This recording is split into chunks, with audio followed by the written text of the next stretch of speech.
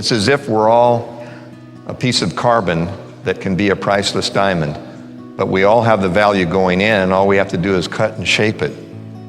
With what? An identity. What identity? Each human is born with 5 to 7 major talents. Do you know what your 5 to 7 are minimum? The ability to hold a scalpel steady is inborn. Tweezer dexterity is inborn. Finger dexterity is inborn. The ability to deal with words is inborn. Colors and shapes and spatial relations are inborn. They need to be brought out of the soil and watched and developed. What are yours? Sure, there are your hobbies, but you can earn money with them as well. And even if you don't, you want to spend more time doing what you love, your identity or your talent, strengths, and a positive label. Competence can make up for all three. If you didn't have a winning family, if you've never felt worthy, and if you don't know what your identity is, you can still become a champion by competence. That's called self-efficacy. When you begin to do something and it gives you a feeling of control over the outcomes of little things, local competence creates global risk. In other words, when you do something locally that's successful, you want to take on more responsibility and risk. And therefore, self-trust is your ability to solve minor problems and then bigger ones. The key to self-esteem is the ability to take your value and pay it forward or pay it out, and to be able to accept it when it's paid to you. And many of you have known through the years that all of us who talk about it say that one of the biggest tip-offs on self-esteem is eye contact when you're talking and listening without looking down and away. A child who can raise his or her head up and look you in the eye, reach out his or her hand, look you in the eye, and give you their name. Hello, my name is, and mean it.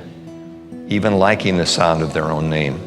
When you make a telephone call, you always give your own name first as you're calling. Why? Value, available, to serve, to be remembered. When you're answering the phone, you give your name, even at home. Why? They may not know you're there. They may not know it's your home. So you tell them who you are. I know my kids have said, "We know, Dad, just checking." Because I give my name, Dennis Waitley. I remember writing my first book, The Psychology of Winning. It wasn't any good, so I left it in the drawer for 5 years. It wasn't the book wasn't any good, the author wasn't. There's a difference between what you do and who you are, and if you don't feel worthy as an author, you just can't get anything published. I remember sending, like all authors do, you remember Stephen King, you remember what happened with Carrie, you remember that he sent it out 15 times, you remember how many times it was rejected, you remember when the baby got sick, you remember when they pulled the phone out, remember he was making $50 a week working in a laundry. How would you like to walk into a laundromat and find Stephen King? Hi, come on in. I'll tell you a story while we're going through spin. He could play an instrument. He played a musical instrument and he wrote, but his wife just got tired. The baby was sick. They had no phone. So she sent Carrie out one more time. So it became the best-selling book and the best-selling movie of that year. And ever since he's done it, it really takes this kind of persistence and accepting any value and paying it out. So when anyone says anything to you of any value, please learn the Olympic way of accepting a gold medal. The Olympic way is to put your shoulders back and say, "Thank you, I appreciate it." If you say, "Just lucky, I guess," they'll know it was. If they say, "Great golf shot," and you say, "Close my eyes and swung," they'll say, "Right on, Duffer." If they bring you a present for your birthday, please don't say, "Oh, you shouldn't have, you spent too much." They'll think they did. And otherwise, you won't get a raise either because you may not be worth it. Your humble self. Humility is serving others with grace. Humiliation is where you're constantly knocking the product, believing that if you knock yourself, you'll be a steward. Oh, you won't. People always listen to the way you explain yourself, the way you talk about your problems, the way you communicate. It's a tip-off. Self-esteem is the ability to pay value forward and accept it graciously when paid to you. And a lot of it has to do with the way you talk. We'll get into that in just a minute. So you can accept it comfortably. You can praise and critique performance without feeling rejected. You can reinforce good behavior and boost it if it's a failure. Being clean and neat is a tip-off. People who hurt themselves don't like themselves. People who help themselves like themselves. Eye contact, communication, and positive self-talk. You've heard it 1,000 times, but in a minute I'll give you the Olympic way. The most important opinion you'll ever have is the one you have of yourself. No one looks at a photo of you with such scrutiny. Just look at your own wedding pictures or look at any picture that's been taken of you and you'll look at yourself and say, ooh, don't you have another one? We tend to be so critical of ourselves. Every blemish instead of blessing is what we count. The word TIP is an acronym. Every speaker, you'll hear Brian's acronyms. Jim Rohn has acronyms. We're walking acronyms. Fear, false evidence appearing real. Luck, laboring under correct knowledge. LUCK. Posh, port out, starboard home, cruise ship. Posh accommodations, port side out, starboard home. The word TIP, to ensure performance. That's what it means. Wait a minute. If TIP is to ensure performance, why do I give it after the meal? Too late. Too late then. You're reinforcing something that we're giving 15 to 17%, even if it wasn't good service, they expect the tip. Two kinds of tips. Reinforce good behavior, tremendous feeling of recognition. But the best tips are given before anyone does anything because it raises the level of expectation in your children, your associates, and in you. Would you want a tip on a good stock? You bet you would. Well, why would you bet on them? They haven't done anything yet. How about they have good management? What does that mean? It means they're going to perform. Yeah, but you want me to bet on them before they perform? Yeah, you invest in them and then it goes up. If you wait until after, it's too late. The people are already selling when you're buying. A tip is an expected level of achievement which you want to give to yourself and other people because only an expected level of success is motivational. And if you expect more from yourself and others, you will perform more to that expectation than anything else. Non-situational integrity, we covered that. And I'm not perfect.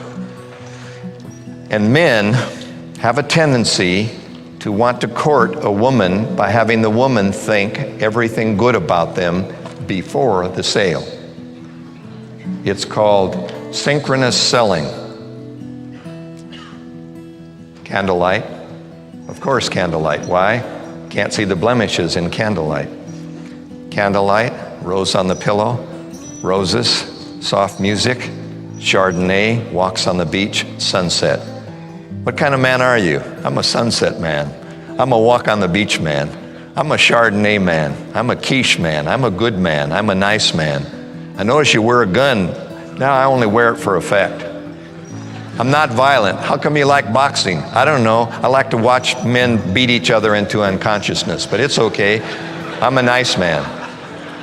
I notice you have a big dog. I'll shoot him. I like cats. Are you telling me that you like cats? Yes, if you like cats, I like cats. You like to dance? Love to dance. All men love to dance during the engagement and romantic phase.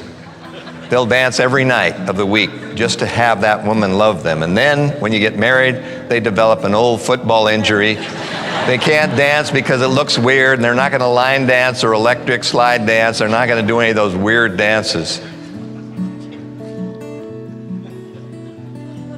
All I've ever wanted, and you've ever wanted, is for somebody to be as advertised. And so when you're standing making vows, or a president, or a leader, or anyone, always be my dream of you. Never let me wake to find untrue all this I had imagined about you. The world is full of dark occurrences, and heaven-born castles crumble to the ground. Yet still there lives beauty and true love, and right succeeding over wrong, we tremble at its half-forgotten sound. Oh, stay your hand and leave my heart its song. Please, my husband, no surprises. Would you just be 24/7 the person who courted me in the beginning? I think what we're looking for in this world is people we can trust, and you'd never stab a friend in the back. And that's why the most important thing for me is to be honest. It's one of the most difficult things to practice, what one preaches. Reminders, high standards of ethics, always benchmark successful individuals, and you don't have to do it in your profession. You'll learn more from people outside your profession than you will from people in the same profession. You can learn from very different people, and that's why you should develop a variety of friends and associates.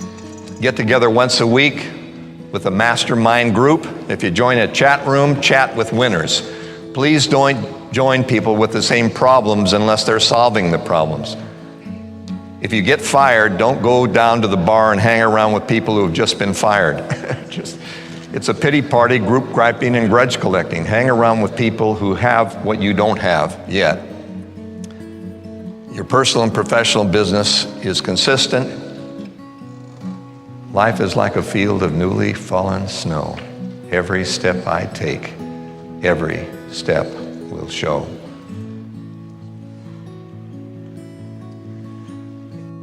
You'll hear from Jim Rohn in his goal-setting seminar why everyone talks about target-seeking behavior. Zig Ziglar says a goal is a dream with a deadline, and everyone talks about goal setting. Purpose is the engine, purposeful people. My doctorate was on why no American prisoner ever escaped from a minimum security camp during the Korean and Vietnam War. A minimum security camp is one with no guard dogs, no barbed wire, and a country club setting where you get more food. But you also get brainwashed and get literature and get talked about on why you should say that what you're doing is not right. They're able to separate leaders from other people who just got drafted or really don't want to be there or are frightened. So the people who are frightened or there for the duration get put in minimum security camps and get trained. It's a training camp. People who don't know where they're going are easy marks for cults, because if you're disoriented, that's why they keep the lights on and keep you tired. They can brainwash you more easily if you're non-directed, especially if you don't have any strong religious background.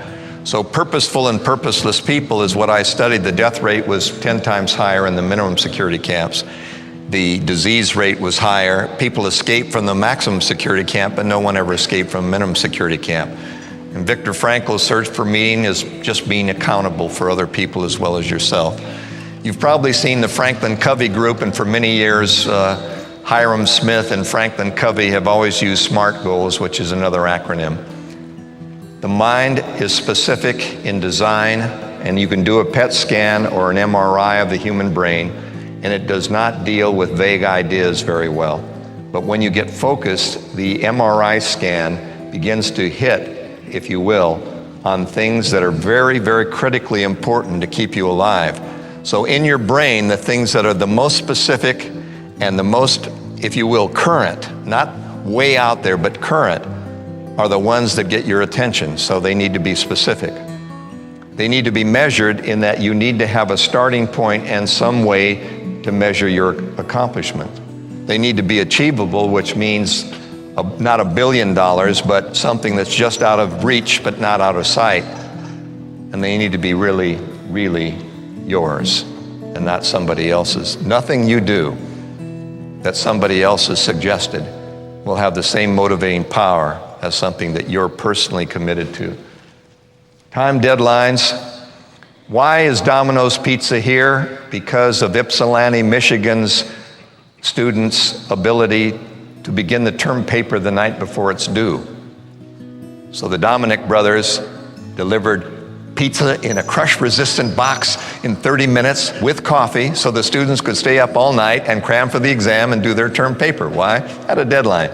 You don't really get excited about doing anything until it's due. Taxes, April 15th, time to go.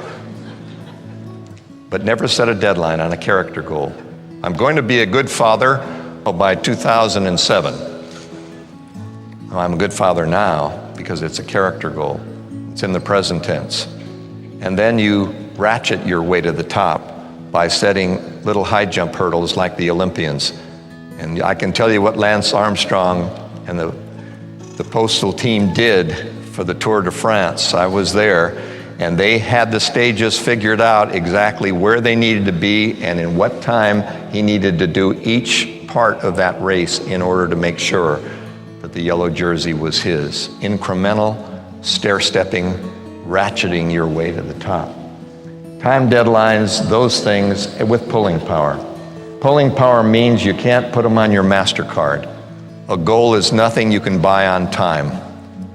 A goal is something you cannot now afford to buy, so you must reach to get it. And it passes the win-win test. If I do it, how will it impact the other people in my life? Will it be a double win? If they win, will I win? If you're into psychology, you understand you always move toward your currently dominant thought. That's why, for many, many years, with Maxwell Maltz beginning, we use the term affirmation, which is really a cognitive therapy. Cognitive therapy is when an Olympian puts in the present tense the self-talk or the self-statement that will drive the body to do what they're talking about. When the mind talks, the body listens and acts accordingly. Since you move toward your currently dominant thought, you can't concentrate on the reverse of an idea. What does that mean? Clean up your room, you pigs. The children go, you say, that's right, it's a pigsty, clean it up. They clean it up, get up the next day, they know who they are. Can you imagine telling a tight wire walker with no net, windy day, no net, don't fall? Why would you tell anyone what you didn't want them to do? Because they couldn't concentrate on the reverse of it. Case in point, don't think of a red Ferrari. Well, why not? Well, because you don't want to think about it, you can't get it, so don't think of a red Ferrari. I say to my grandchildren, whatever you do, don't laugh. And they say, I'm angry now, I don't want to laugh, even though you look stupid. Papa, don't smile with that stupid look, I don't want to be happy now. I said, but if you're not careful, you're gonna smile. There we were in church. She was wearing a hat with wax fruit on it. She was older and wore the same hat. And I noticed that there was a little tremor that day and the apple was marginal. The apple began to jiggle and the apple fell off her hat and rolled down the aisle into the offering tray. I tried, I couldn't hold it. I went, and my children started giggling, and the pastor asked us to leave. Have you ever been asked to leave church? It's humiliating. I told my children, don't laugh in church. It was okay for me to because I held my nose and sounded like I was just coughing. But you all giggled. They said, Dad, what if the banana falls off this week? I said, even if the banana falls off, we are not going to laugh in church, are we? And we didn't even make it through the atrium. We had to be outside like Schuler's old drive-in church. They didn't even let us in. We were giggling before we arrived. You cannot tell somebody what not to do unless it's imminently physically dangerous or last resort. Keep your head down so you won't get it shot off. That's fear. But if you tell somebody, don't do this, it's the reminder of the currently dominant thought. So don't put a can't or a don't. You can't lose weight. You can become trim and fit. You can't overcome procrastination. You can be an on-time person. The mind moves toward the dominant thought, not away from what you don't want. So please don't set goals that are in the negative. It's like looking through the rearview mirror and driving in reverse. Self-expectation. So if we got self-determination, you're behind the wheel. If you've got self-esteem, you're worth the effort. If you've got self-direction, specificity. And remember, specificity is the key. Well, I want to write this book. Well, what's the title? I don't have one yet. Too bad. Come back when you do. How many pages will it be? A lot of pages. You know, they used to give you the price of the book based on the number of pages in it, and a publisher would ask you when you can write how many pages and submit to them and when the deadline is because they publish a year in advance. Did you know that you have to tell the publisher when each part of the manuscript will be due, and then they will begin to give you a due date based upon the specificity of your project? Most people don't make it because they're too vague and nebulous about what they want. The mind does not relate to getting enough, being rich, and having peace. It wants to know specifically, with parameters, what you want. This riddle at the top, why do we do what we do when we know what we know? Because we don't do what we know, we do what we've learned, and they're much different. Last night we had a little session in here, and you promised me, those who were here last night, that you would not play this game of why do we do what we do when we know what we know. It is called observation, imitation, repetition. Observation, imitation, repetition, internalization, reflex. Did you know that the Olympians do not try to win, they remember how to win? They don't try during the Olympic Games in Athens, they don't try. They relax, concentrate, focus, and get in the zone. And the zone is being in the moment with no future, no past. You're just there, enjoying the exhilaration of letting it happen, what you've learned for 1,200 previous days. But there's a seditious movement. It's called advertising. It's called promotion. And the advertisers know that 1.6 million at the Super Bowl will sell more beer. They know, because it's repetition of the message that causes you to make the buy decision without remembering or knowing that you remember. And so it's called the joke is on us. Now remember, if you're there last night, don't play. Say the word joke out loud. Joke. Spell it out loud. J-O-K-E. Say it again. Joke. Spell it J-O-K-E. Say it out loud. Joke. Spell it J-O-K-E. What do you call the white part of an egg? Egg white is the white part of an egg. Yolk is this yellow core center. I said yolk. Why? It rhymed with joke, was associated with an egg. I didn't want to say yolk, but I did anyway. Why? I reflexed based upon conditioning. And then we got Bill Gates. You're the richest person in the world, sir. You look like Harry Potter with intelligence. I'm going to give you a little test, Mr. Gates. Say the word silk. He said silk, S-I-L-K, silk, S-I-L-K, silk, S-I-L-K. What do cows drink? He said milk. I went, sir, with all due respect, cows drink water. They like a big tub of water. Only calves drink milk, and cows drink water. He said it sounded reasonable with the software you gave us. I got my son, Dennis Jr. He wanted to borrow my Mercedes. Are you kidding? The way he drives, I gave him a driver's test. POTS, P-O-T-S, POTS, P-O-T-S, POTS, P-O-T-S. What do you do when you come to a green light? He said, stop.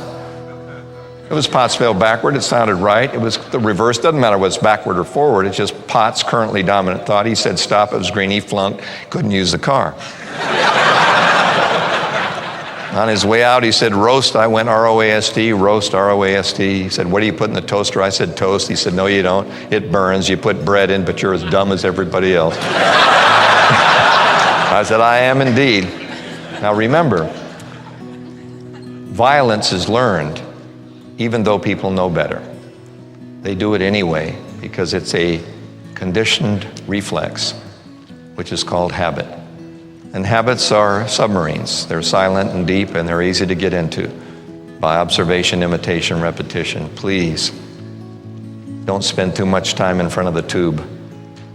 When you come out of a movie, you want to feel more human than when you went in.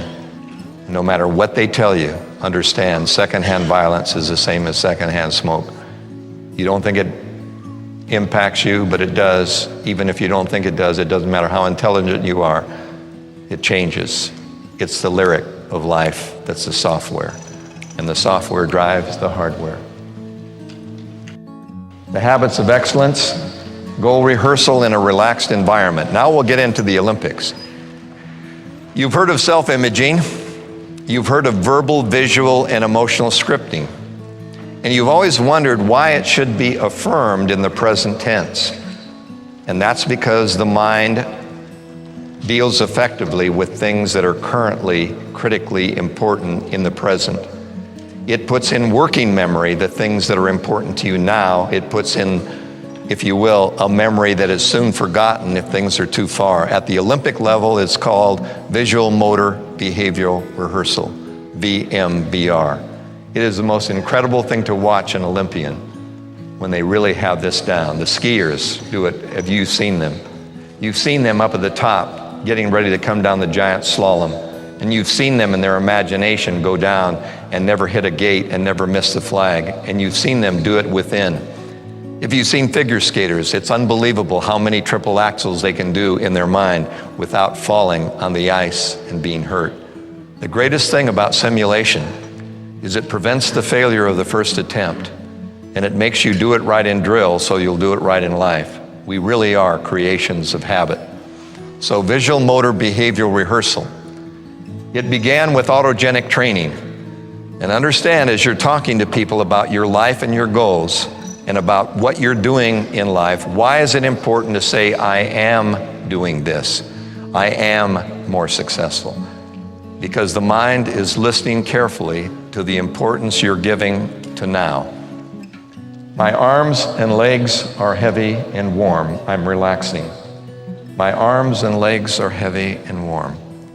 Interestingly enough, your brain says, the only way I can do that for you, sir, is to dilate the arteries.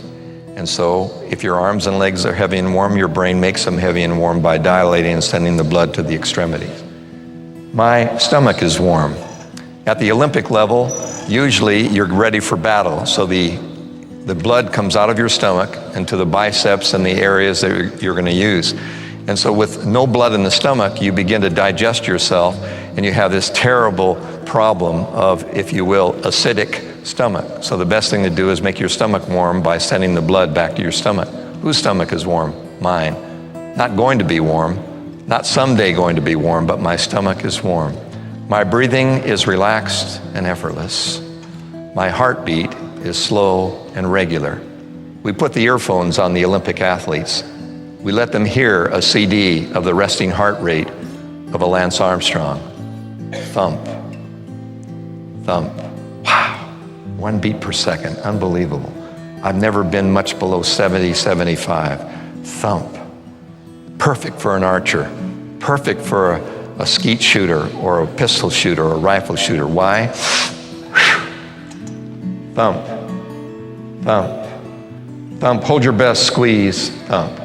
Once more, thump, thump, thump, hold your breath, squeeze, thump. When you're able to squeeze the trigger between heartbeats, you don't jiggle it off the bullseye. As you begin to take autogenic control, you realize there's a continuous feedback loop, a biofeedback loop, which is why the mind, body, and spirit work together. There's no such thing as a lack of faith. There's only good faith or voodoo. And voodoo is negative belief, and good faith is believing in things unsaid, unseen, that are positive. My breathing is relaxed and effortless. I've watched Olympians come down. I can't believe that it's 20 years since Mary Lou Retton was here in Los Angeles. She was 17. Most of you were just either little children, or some of you may not even been alive, but most of you are over 20, so you're maybe 5 years old, 7, 10, 12. Mary Lou Retton, 17. Little page boy haircut, red, white, and blue bodysuit, Los Angeles Poly Pavilion, standing in front of the vault, needing a 9.95 to tie the Romanian for the gold. No American woman had ever won a gold medal in gymnastics. Blown out knee, no problem. Felt a little chunky. Bella Karoli, the defective Romanian coach who taught Nadia Comaneci, the only other woman who'd ever had a perfect 10. And there's Mary Lou, 17 years old. What if it was me in her red, white, and blue bodysuit? What an image. What would I say to this vulnerable Olympian? What do you say when you talk to yourself? What do you say before you go to sleep? What do you say in the morning? What do you say before an exam? What do you say to this Olympian as you begin to perform? I would say, why me?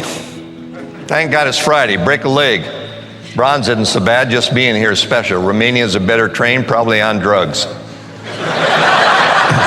Wish my parents weren't here, what a jinx. There you are chewing gum, I'm standing here getting upset stomach. Here goes nothing. Hope I don't fall. Just, well, adios.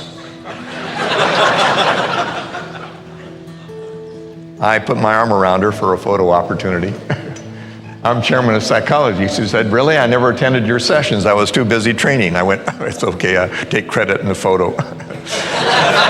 We did it. I said, let me ask you this. What were you thinking of just before you did the vault? She said, what everyone thinks about before they do anything. I said, what does a teenager think about before she does anything? And she said, it's simple.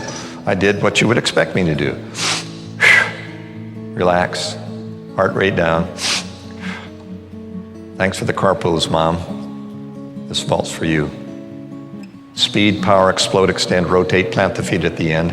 When the pressure's on, I get better just like drill. Come on, Mary Lou, this is your moment in history. Need a 10, got a 10. Let's go. I said, yeah, that's what I was thinking. Just wanted to see if it's what you were thinking. And so you've got the vicious cycle or the victor's circle. So let's get out of the vicious cycle. We imagine ourselves to be successful.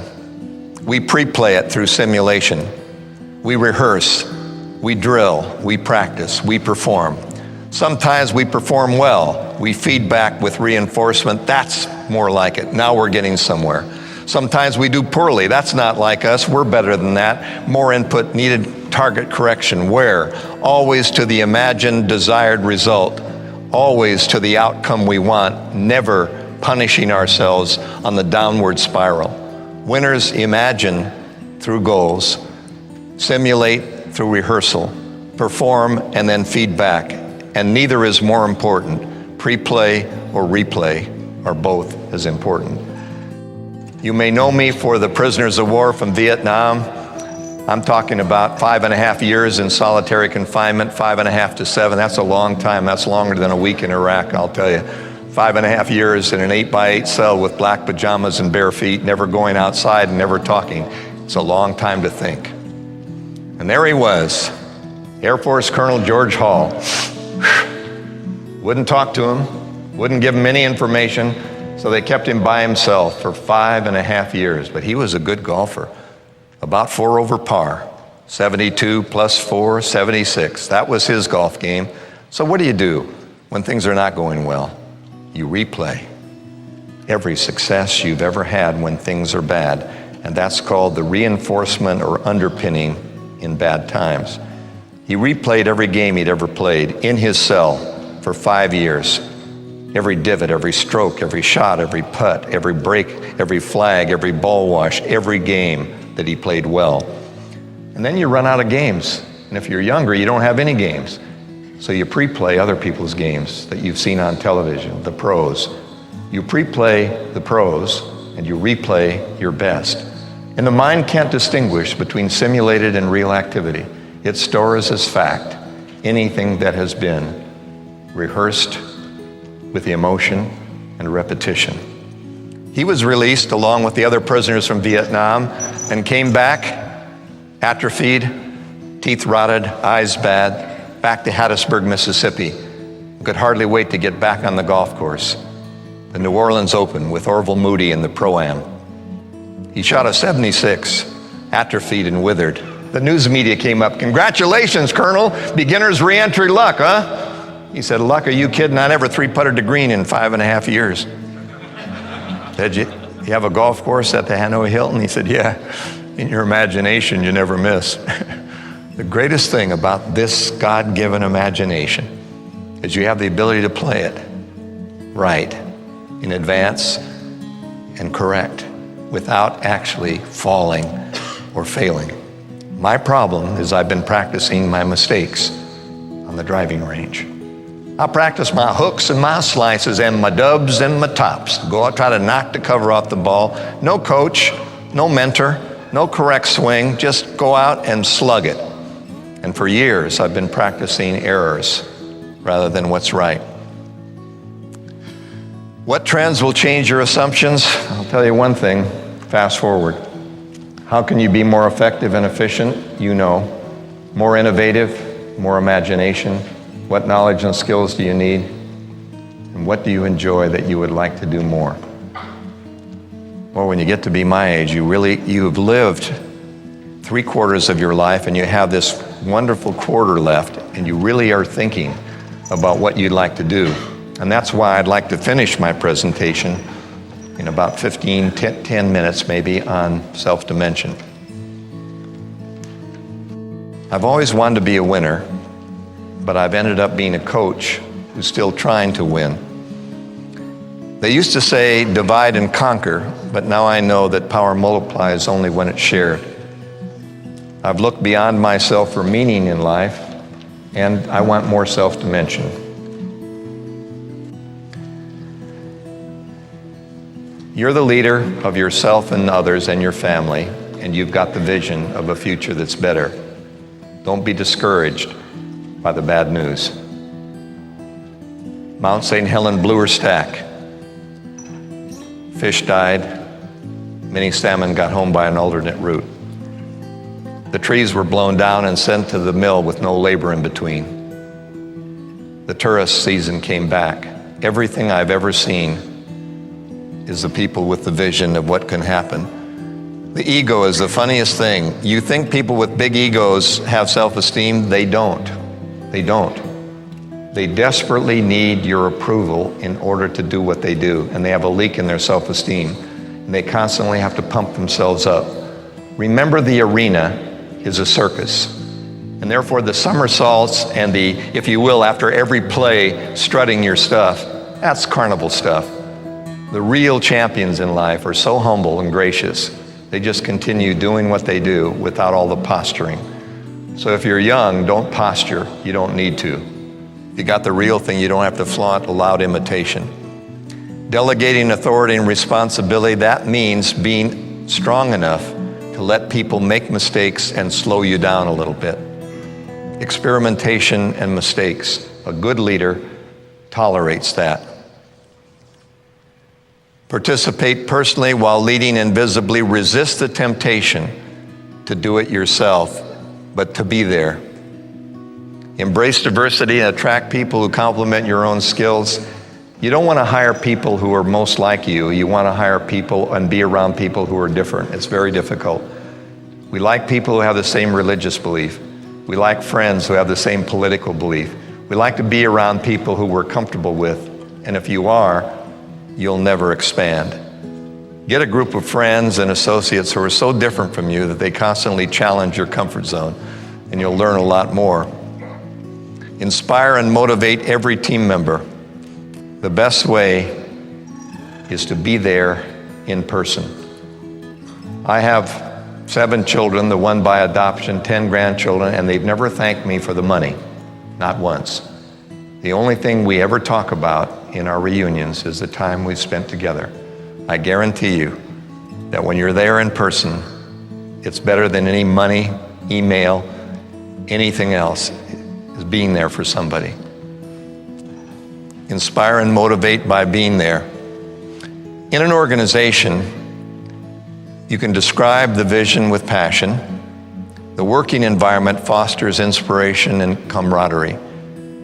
And instead of a needs assessment, those of you who are in real estate investments or in any kind of investment, I have found that people do what they want instead of what they need. So when I raise money for organizations, I don't always have to show them the tragedy of what's happening, but instead I show them how they can be part of something really wonderful and to cater to their desire for, if you will, recognition or community support.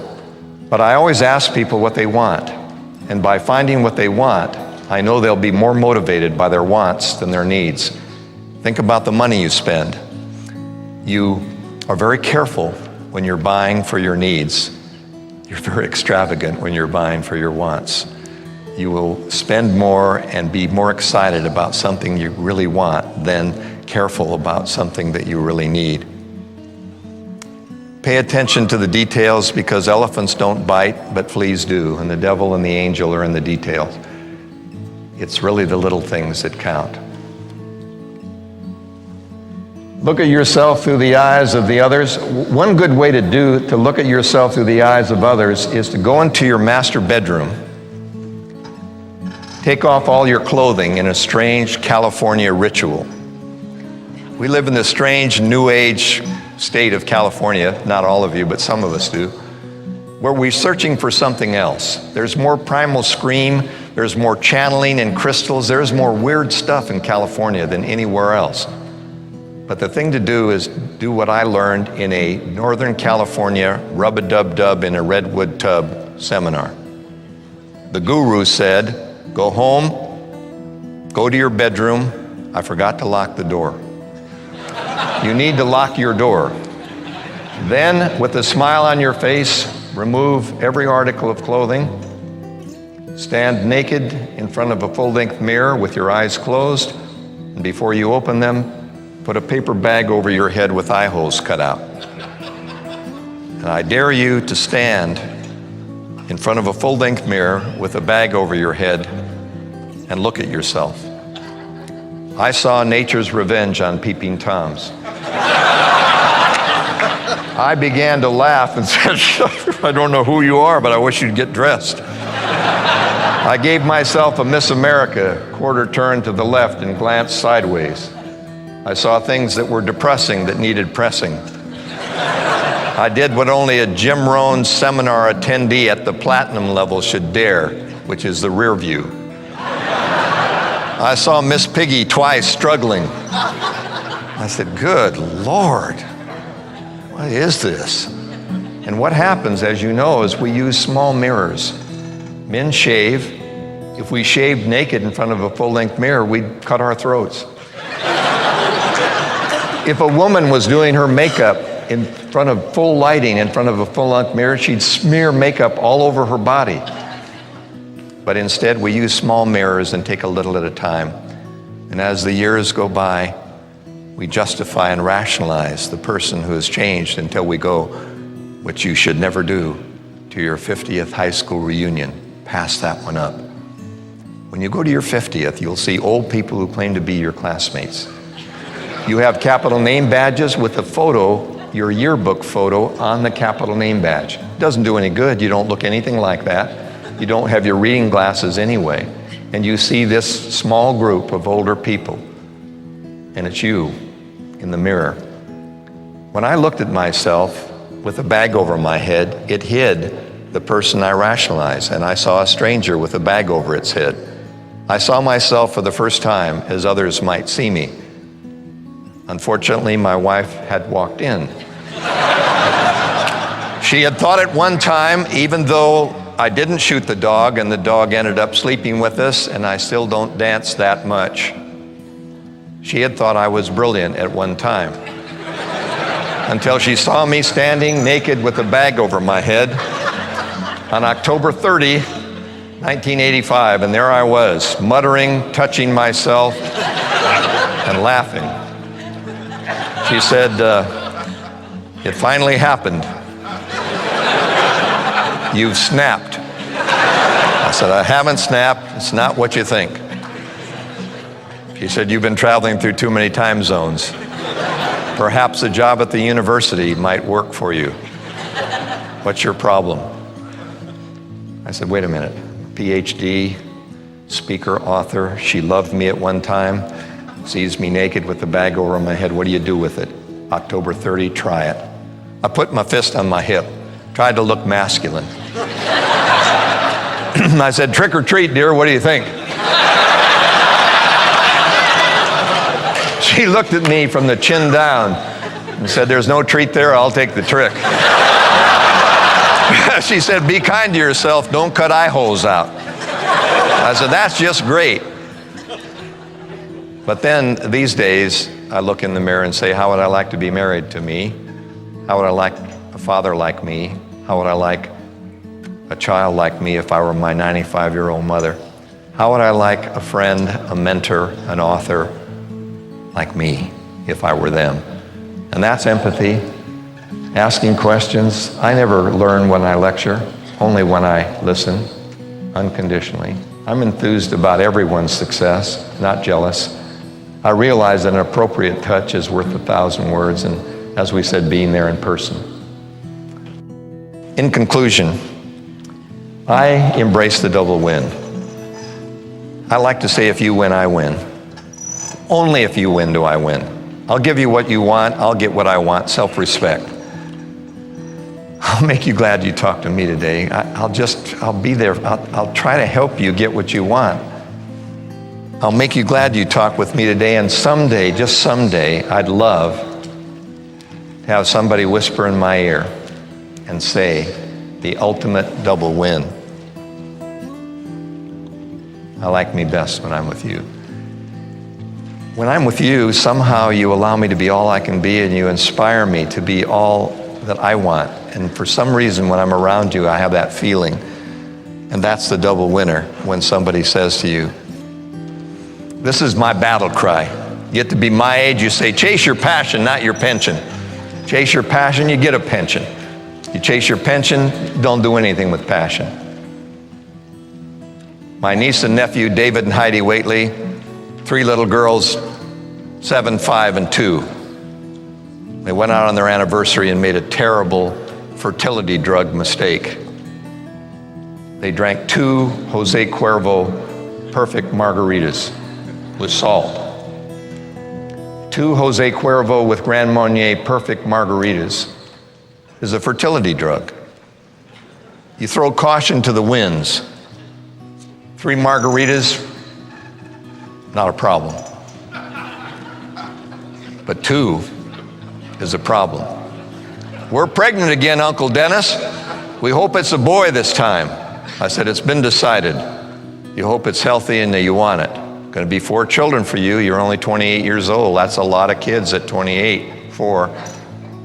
We're thinking it's going to be a boy. She delivered quadruplet girls. It's a true story. I have never laughed as hard, and yet I went down to the Children's Hospital in San Diego, and I put on a gauze mask and tried it. I'm Dr. Waitley here for the quads.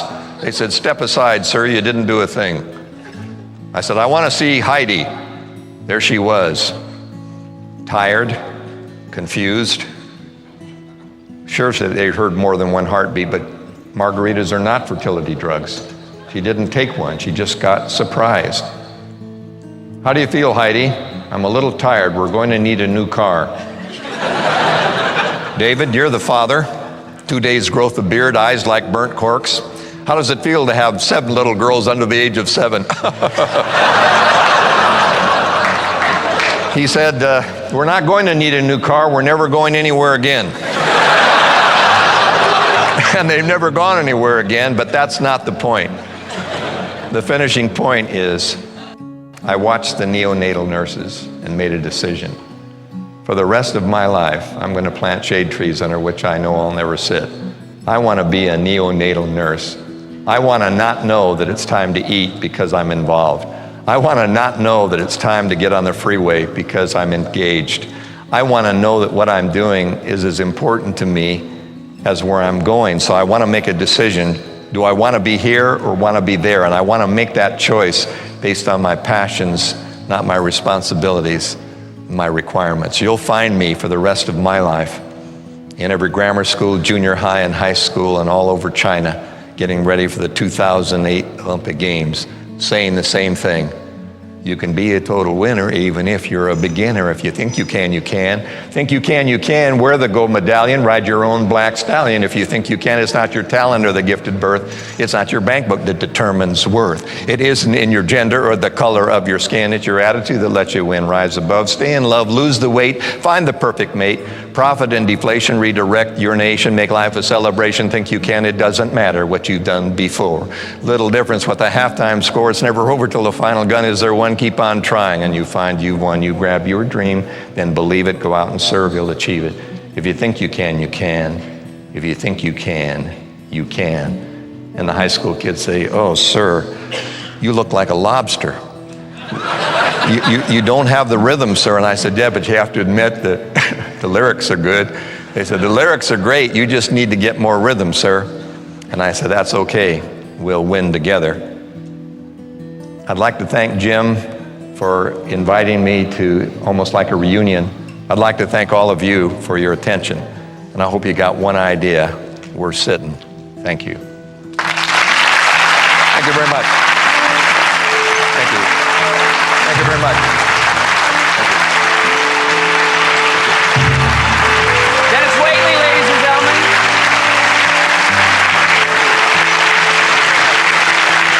Waitley.